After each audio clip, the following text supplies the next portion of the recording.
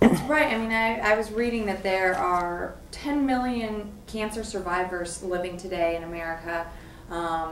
And it's expected that even though 150,000 Californians will be diagnosed with cancer just this year, it seems like the odds of survival are improving. How do you see survival and research kind of teaming up together? I mean, you talked a little bit about the treatment, but...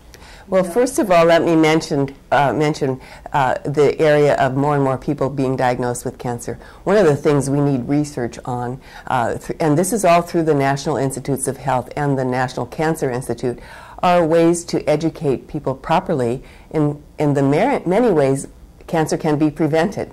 We know a lot more about cancer and what not to do, and what to do right, so that we, in terms of a healthy lifestyle, to prevent cancer. And that's also an important piece of the research, so that we know the right ways to convey this message to the right people. Young people need to learn things, because our increase in cancer numbers means that some things are changing, perhaps in our environment, perhaps in our lifestyles, perhaps in a myriad of ways that we can, if we uncover more of how this connection is, we can reduce the number of people who get cancer, who then have to face all of these decisions.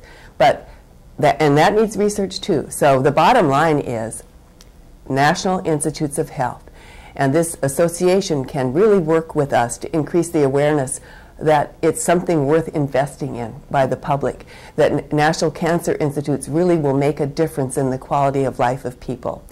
Now let me go back to opening that door of cancer again, because when you do, you don't depend upon dollars that were funded just last year to make that clinical trial available for your loved ones, so that they can get hope for continued life or life free of symptoms.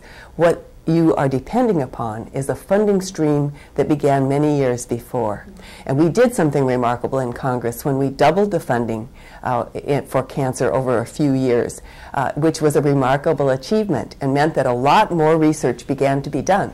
But then we did something that wasn't good, which was to flatline the funding for several years since then, which is the current state of affairs.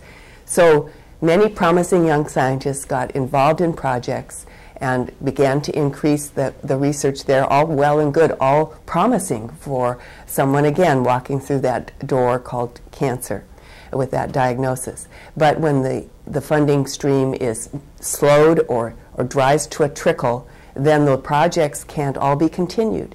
And many promising cures or hopes or treatment hopeful treatments then disappear.